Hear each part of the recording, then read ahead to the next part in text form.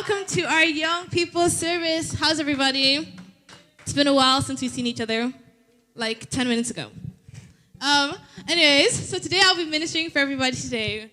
And my topic is, don't miss your wave / your season. So let's just get right into it. Everything has a moment when it's supposed to happen, when it's supposed to spring forth, when it's supposed to be prosperous. And during this time, it happened in the most fruitful way. And I like to call it their season.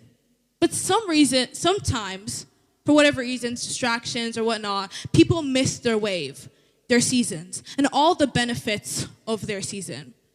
And the amount of drawbacks people may experience because of missing their season is astronomical. Whether it delays or stops them from achieving their purpose. And why?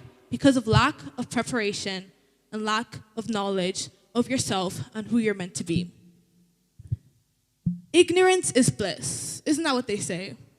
Because when you know nothing, you don't have to do anything for what you don't know. But what they don't tell you is that when you know nothing, you get nothing from what you didn't know was there or possible. A lot of people still live a life of struggle because they fail to recognize the life Jesus laid out for them. A lot of people still live a life of struggle because they fail to recognize the person God knows they're meant to be. A lot of people are on rock bottom, at their wits' end, desperate for a better life. They have made many mistakes that could have easily been avoided, with the only excuse being, I didn't know. I didn't recognize that the people around me were leading me to mistakes that would stay with me for the rest of my life and in turn ruin my life. I didn't recognize that these addictions that started as attractions have made me addicted to this mediocre way of life. I didn't recognize that my constant excuses have made me live an excuse of a life. I didn't recognize that I'm just surviving on the ripples of the waves I've missed.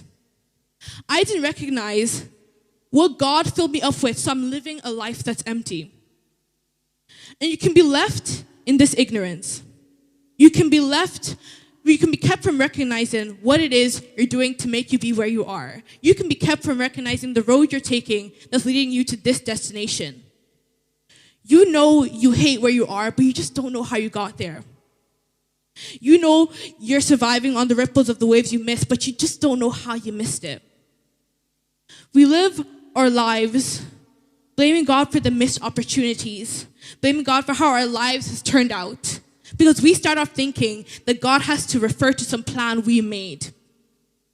Because we start off thinking that God has to follow the blueprint we put out for ourselves, while failing to realize that God has a plan and purpose for all of us. And we know God. God won't force you to follow his will. But you must know that if you don't work in God's will, you don't get the benefits of working in God's will. And when things don't turn out the way we thought, we run and blame God. We try to tell God how to be God. We try to tell him how he was supposed to work with us, and we fail to realize how he intended to work through us. Ignorance is bliss until it isn't. I heard a story about how giraffes are born. And apparently they're born with their mother standing up. So the first thing they have to be prepared for is to drop from a 2 to 3 meter drop. And it just gets worse from there, because once they fall and they try to stand up, their mother kicks them and then waits for them to stand up again and repeats that process. That process gets repeated and repeated until that giraffe is exhausted and no longer wants to stand. But then the mother kicks them again, telling them to get up. And people's initial reaction to this story is, what an awful mother. What a cruel mother. But they don't know that the mother is preparing their baby to go out into the wild and survive with predators. They don't know that within seconds of the child's life, that mother has taught them that no matter how many times you get kicked down, you have to get back up. My mom always tells me this quote, and it's when opportunity meets preparation, destiny is fulfilled. And it made me think of a lot of things. It made me think of actually a sprinter.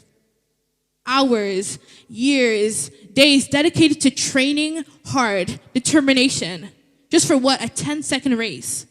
But you know that 10-second race defines them more than just their desire to win. Think of a surgeon, 7 years of hard study for maybe a 7-hour surgery. But that surgery saved somebody's life. People don't realize that your life can be defined in 5 seconds for the preparations you did beforehand. People don't understand that no matter how much you know, how well you know that wave is coming, if you're not prepared, you will drown. Think of David in the Bible, who fought a mighty giant. He was just seen as a mere shepherd. He wasn't even considered, his father didn't even consider him to be chosen by God. But he didn't do like most people do when they're not considered at first. He didn't just sit down and complain that his life isn't where he wanted to be. He was put as a shepherd, and he was a good shepherd. He was fighting all those bears, those lions, attempting to attack the sheep. And for some, this might seem like such a waste of time. But don't think for a second that didn't prepare him to fight Goliath. Because one thing I notice is that no matter where you are right now in life, God will never put you in a place where you can't use things to be where you need to be. You might say that he can't find a giant. After all, he has no skill, he has no training, but he was prepared. And as long as you're prepared and you know who you are, in your season, God makes everything align. It doesn't matter how it's supposed to be. It doesn't matter what makes sense. In your season, all conditions align to that purpose. It looked like all he had was a sling and a pebble, but God used that to kill a giant. It may look like all you have is hands, but God used that to make creations. It may look like all you have is a voice, but God used that to lead nations. It doesn't matter how small what you look like has. God can make it the best thing ever. It doesn't matter if it doesn't look like it can make an impact. Because there comes a time where God makes what you use needed. He can use it to move mountains. In your season, the impossible becomes possible.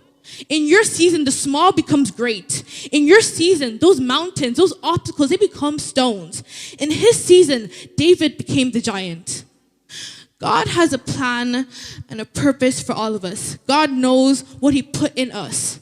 And he knows it's worth it. And God knows there will come a time where what you carry is needed. So don't miss your season. Hallelujah.